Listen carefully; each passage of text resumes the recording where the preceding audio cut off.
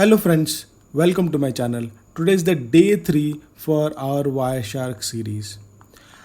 Now as we have installed the Wireshark in our PC, today we are going to discuss specifically about TCP. So in this particular video, we are going to understand what is TCP and also will capture TCP traffic and will try to understand how TCP handshakes basically works. Now this particular video is only dedicated for to understand how TCP handshakes basically works, right? So let's capture it and let's see how it works. So I would request you to please watch this video till then so that you can understand it, and it will be very much useful while troubleshooting the issue related with TCP.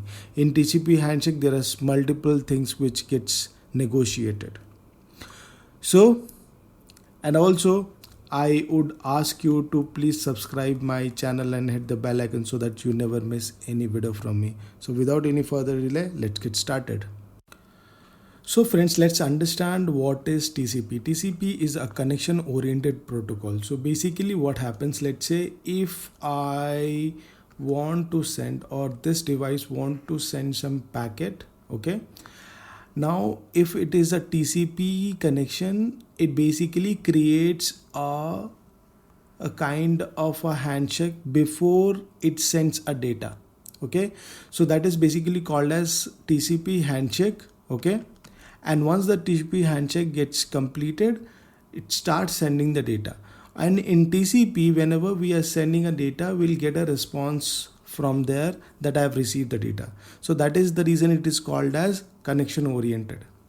Now let's capture some TCP traffic and let's try understanding only about handshake, okay. I'm not talking about specifically the sequence number and all of this. We'll talk about that properly and in a different video, but in this we are just going to explore what are the options, what are the informations will be there in the handshake, okay. So friends, let's open Wireshark. I have already done a capture and let's review the capture basically, okay.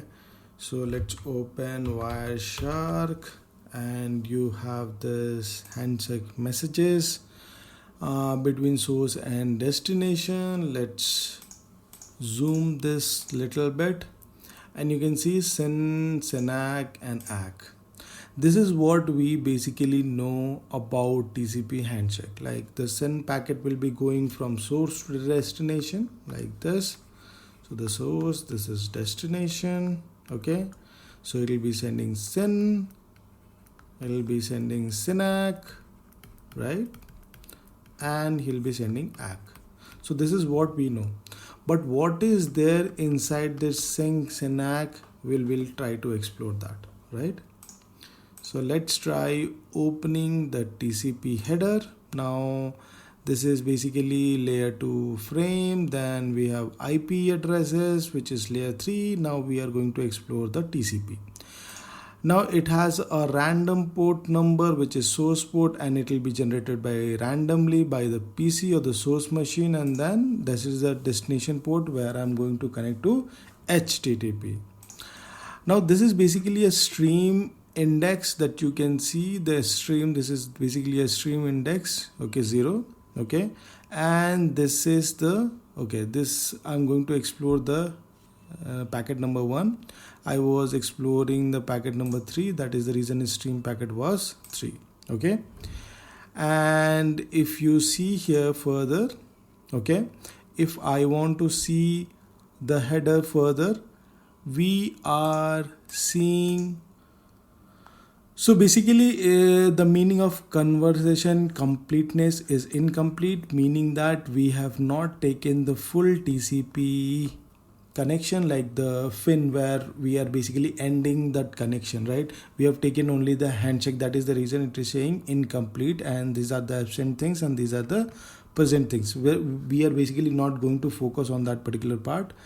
So in this case we are interested about the further communication part. TCP segment length is 0 because it is a TCP SYN traffic, that is the reason you are not seeing any packets on this. Then we have a sequence number. It starts with 0 in Wireshark, but the real number is this one, right? So basically, if you are doing a capture from Wireshark, for your convenience, the Wireshark will help you and make the first packet as sequence number 0. But if you try to look at this, the sequence number is actually, the real number is this one, right? Now the next sequence number would be 1, that is a relative sequence number, like we will be expecting the sequence number from the destination, okay? And acknowledgement number is 0, acknowledgement number raw is also 0 because there is no acknowledgement, this is in SYN traffic, right? And this is the header size that we are going to see, okay? And if we go a little further in this, I will do one more thing. I'll take this and I'll put it here, okay? Now if you see the flags of TCP header, you are not seeing anything everywhere. It is basically 0, but we are seeing 1 because it is SYN traffic and SYN has been set on this, okay? Then this is the window size, which basically source is saying this is what the space that I have it, okay? And this is what the window size that I have, like basically I am saying to the destination, this is what the space that I have right now, you can send me this much of traffic, right? Now I can increase the size by having a window scaling. We'll see that how that basically works, okay, in a detailed way, not right now. And this is just a checksum value for the header, okay, and this is not verified, okay. And this is also urgent pointer. We'll talk about urgent pointers later, not right now. So if you go to options, you will see MSS, the segment size, okay. Then you have knob, then you have scaling. So I was talking about the calculated window size, or the window size whatever the source says. Now it basically scales by 2 multiplied by 4. I'll talk about that particular calculation later, not right now, in a separate video. Then we have SAC. SAC is basically selective acknowledgement.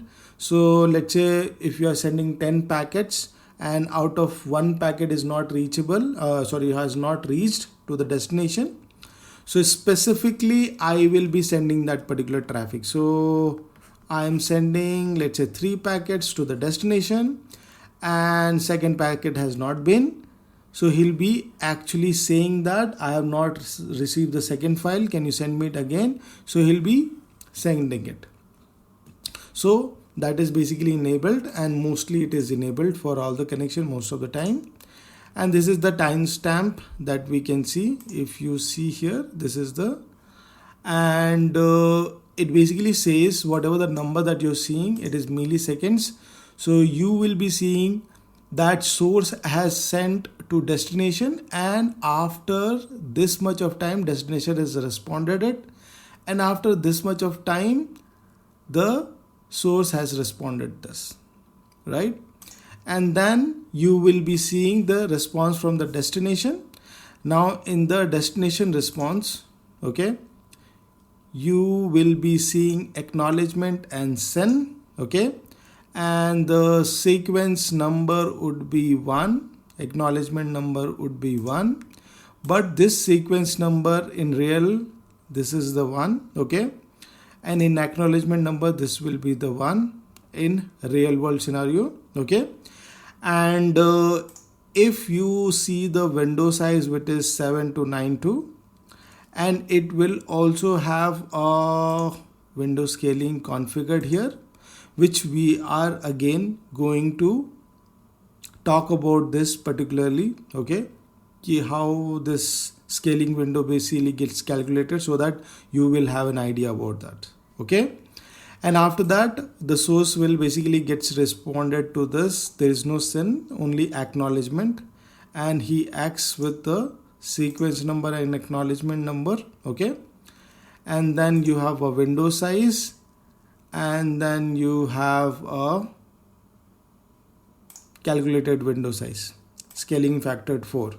So we'll talk about that, what it is. Okay, so this is the information which basically travels.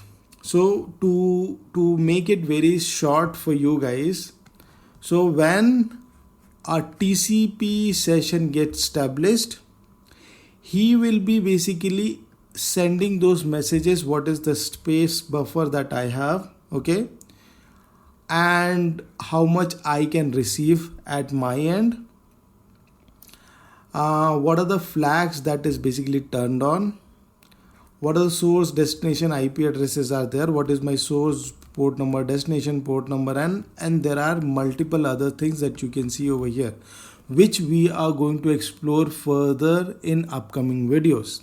Okay, and it's not like only SYN packet is going, and it has basically, there are so many negotiation also takes place in this particularly, like specifically in example the window size, right, which we are going to see, and that will also get response from the destination size as well. Okay, so this is just to make you understand how a handshake works, and in upcoming videos we'll explore more about each of this, and let's see how the further deeper videos will be coming in.